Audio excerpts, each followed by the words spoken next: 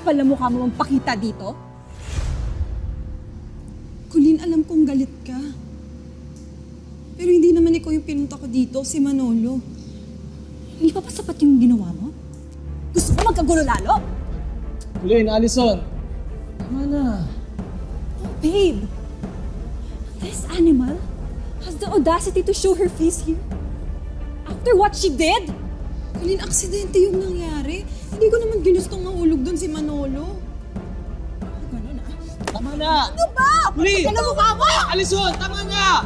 Sabing tama na!